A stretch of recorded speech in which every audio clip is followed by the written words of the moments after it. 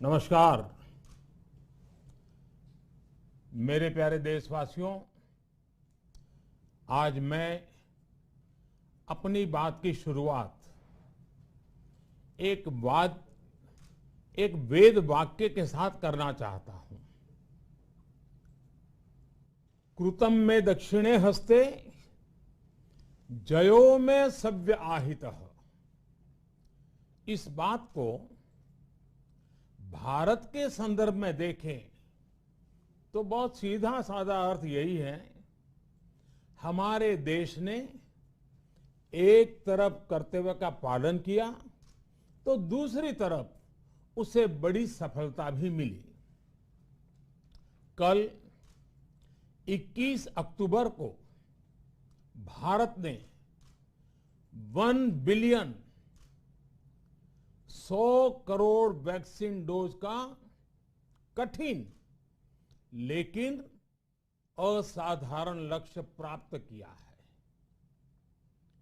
इस उपलब्धि के पीछे 130 करोड़ देशवासियों की कर्तव्य शक्ति लगी है। इसलिए ये सफलता भारत की सफलता है, हर देशवासी की सफलता है। मैं इसके लिए सभी देशवासियों को हृदय से बधाई देता हूं।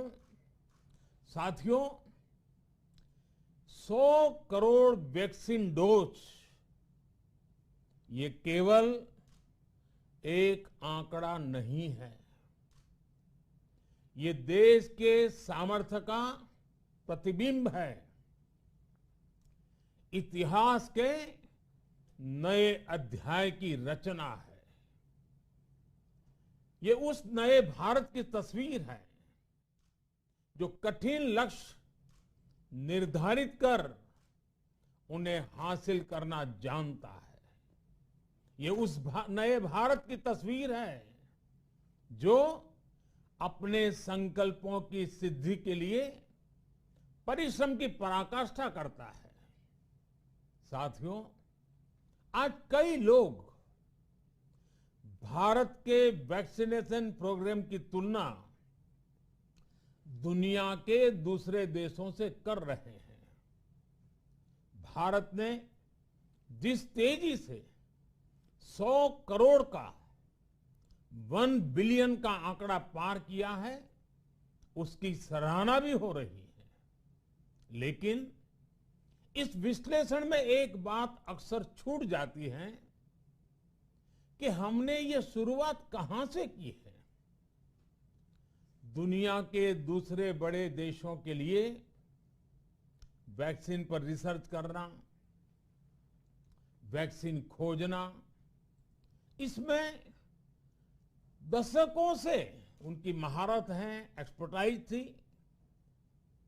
भारत अधिकतर इन देशों की बनाई वैक्सीनेशन पर ही निर्भर रहता था, हम बाहर से मंगवाते थे। इसी वजह से जब 100 साल की सबसे बड़ी महामारी आई तो भारत पर सवाल उठने लगे, क्या भारत इस वैश्विक महामारी से लड़ पाएगा? भारत दूसरे देशों से इतनी वैक्सीन खरीदने का पैसा कहां से लाएगा? भारत को वैक्सीन कब मिलेगी? भारत के लोगों को वैक्सीन मिलेगी भी या नहीं? क्या भारत इतने लोगों को टीका लगा पाएगा कि महामारी को फैलने से रोक सके?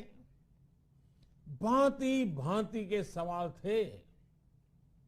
लेकिन आज ये 100 करोड़ वैक्सीन डोज हर सवाल का जवाब दे रहा है। भारत ने अपने नागरिकों को 100 करोड़ वैक्सीन डोज लगाई है और वो भी मुफ्त, बिना पैसा लिए। साथियों, 100 करोड़ वैक्सीन डोज का एक प्रभाव ये भी होगा कि दुनिया अब भारत को कोरोना से ज्यादा सुरक्षित मानेगी। एक फार्मा हब के रूप में भारत को दुनिया में जो स्वीकृति मिली हुई है, उसे और मजबूती मिलेगी। पूरा विश्व आज भारत की इस ताकत को देख रहा है, महसूस कर रहा है। साथियों, भारत का वैक्सीनेशन अभियान सबका साथ, सबका विकास, सबका विश्वास और सबका प्रयास का सबसे जीवंत उदाहरण है। कोरोना महामारी की शुरुआत में ये भी आशंकाएं व्यक्त की जा रही थी कि भारत जैसे लोकतंत्र में इस महामारी से लड़ना बहुत मुश्किल होगा। भारत के लिए, भारत के लोगों के लिए ये भी कहा जा रहा था कि इतना संयम, इतना अनुशासन यहां कैसे चलेगा। लेकिन हमारे लिए लोकतंत्र का मतलब है सबका साथ। सबको साथ लेकर देश ने सबको वैक्सीन, मुफ्त वैक्सीन का अभियान शुरू किया। गरीब, अमीर, गांव, शहर, दूर सुदूर, देश का एक ही मंत्र रहा कि अगर बीमारी भेदभाव नहीं करती तो वैक्सीन में भी भेदभाव नहीं हो सकता। इसलिए यह सुनिश्चित किया गया कि वैक्सीनेशन अभियान पर वीआईपी कल्चर हावी न हो। कोई कितने ही बड़े पद पर क्यों न रहा हो, कितना ही धनी क्यों न रहा हो, उसे वैक्सीन सामान्य नागरिकों की तरह ही मिलेगी। साथियों, हमारे देश के लिए ये भी कहा जा रहा था कि यहां ज्यादातर लोग टीका लगवाने के लिए आएंगे ही नहीं। दुनिया के कई बड़े विकसित देशों में आज भी वैक्सीन हेजिटेंसी एक बड़ी चुनौती बन गई है। लेकिन भारत के लोगों ने 100 करोड़ वैक्सीन डोज लेकर ऐसे लोगों को निरुत्तर कर दिया है। साथियों, किसी अभियान में जब सबका प्रयास जुड़ जाता है तो परिणाम अद्भुत ही होते हैं। हमने महामारी के खिलाफ देश की लड़ाई में जन भागीदारी को अपनी पहली ताकत बनाया। फर्स्ट लाइन ऑफ डिफेंस बनाया।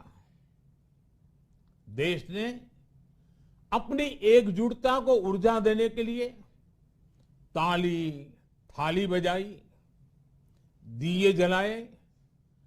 तब कुछ लोगों ने कहा था कि क्या इससे बीमारी भाग जाएगी? लेकिन हम सभी को उसमें देश की एकता दिखी, सामूहिक शक्ति का जागरण दिखा। इसी ताकत ने कोविड वैक्सीनेशन में आज देश को इतने कम समय में 100 करोड़ तक पहुंचाया है। कितनी ही बार हमारे देश ने एक दिन में 1 करोड़ टीकाकरण का आंकड़ा पार किया है। ये बहुत बड़ा सामर्थ्य है, प्रबंध कौशल है, टेक्नोलॉजी का बेहतरीन इस्तेमाल है, जो आज बड़े बड़े देशों के पास भी नहीं है। साथियों, भारत का पूरा वैक्सीनेशन प्रोग्राम विज्ञान की कोख में जन्मा है, वैज्ञानिक आधारों पर पनपा है और वैज्ञानिक तरीकों से चारों दिशाओं में पहुंचा है। हम सभी के लिए गर्व करने की बात है कि भारत का पूरा vaccination programme science born, science driven और साइंस बेस्ड रहा है। वैक्सीन बनने से पहले और वैक्सीन लगने तक इस पूरे अभियान में हर जगह साइंस और साइंटिफिक अप्रोच शामिल रही है। हमारे सामने चुनौती मैन्युफैक्चरिंग को लेकर भी थी, प्रोडक्शन को स्केल अप करने की भी थी। इतना बड़ा देश, इतनी बड़ी आबादी, उसके बाद अलग अलग राज्यों में, दूर दराज इलाकों में समय से वैक्सीन पहुंचाना, ये भी किसी भागीरथ कार्य से कम नहीं था। लेकिन वैज्ञानिक तौर तरीकों और नए नए इनोवेशन से देश ने इस चुनौतियों के समाधान तलाशे असाधारण स्पीड से संसाधनों को बढ़ाया गया। किस राज्य को कितनी वैक्सीन कब मिलनी चाहिए, किस इलाके में कितनी वैक्सीन पहुंचनी चाहिए, इसके लिए भी वैज्ञानिक फॉर्मूले के तहत काम हुआ। हमारे देश ने कोविन प्लेटफॉर्म की जो व्यवस्था बनाई है, वो भी विश्व में आकर्षण का केंद्र है। भारत में बने कोविन प्लेटफॉर्म ने न केवल आम लोगों को सहूलियत दी, बल्कि हमारे मेडिकल स्टाफ के काम को भी आसान बनाया। साथियों, आज चारों तरफ एक विश्वास है, उत्साह है, उमंग है। समाज से लेकर इकोनॉमी,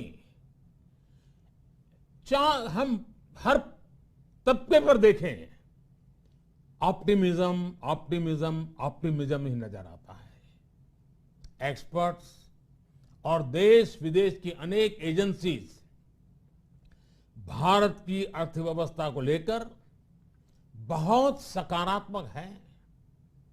आज भारतीय कंपनियों में न सिर्फ रिकॉर्ड इन्वेस्टमेंट आ रहा है, बल्कि युवाओं के लिए रोजगार के नए अवसर भी बन रहे हैं।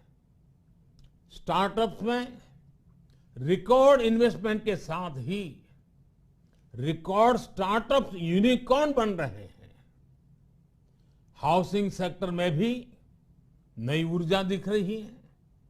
पिछले महीनों में किए गए कई सारे रिफॉर्म्स, कई सारे इनिशिएटिव, गति शक्ति से लेकर नई ड्रोन पॉलिसी तक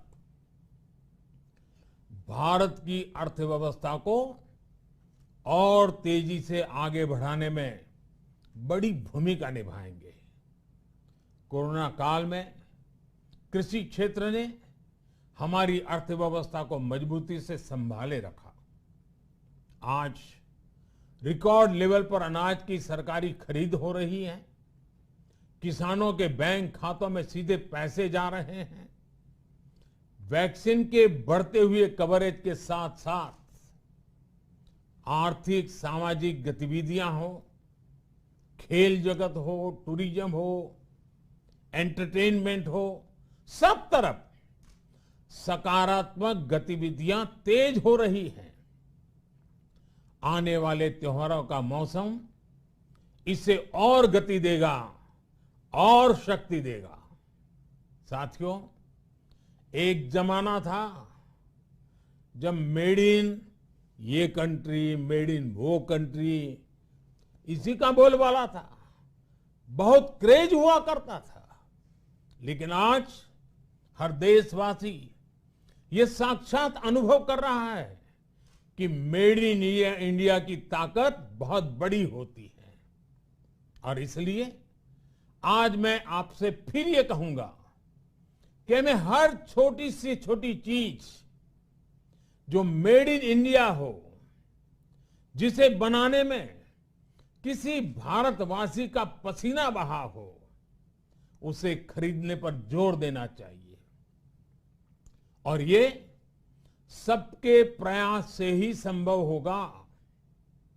जैसे स्वच्छ भारत अभियान एक जन आंदोलन है, वैसे ही भारत में बनी चीज खरीदना, भारतीयों द्वारा बनाई चीज खरीदना, वोकल फॉर लोकल, ये हमें व्यवहार में लाना ही होगा।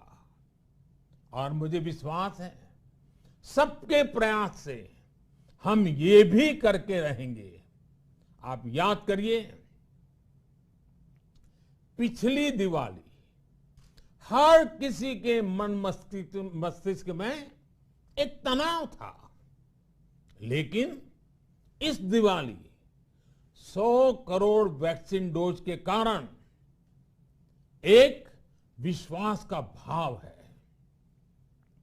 अगर मेरे देश की वैक्सीन मुझे सुरक्षा दे सकती है, तो मेरे देश का उत्पादन, मेरे देश में बने सामान मेरी दिवाली और भी भव्य बना सकते हैं।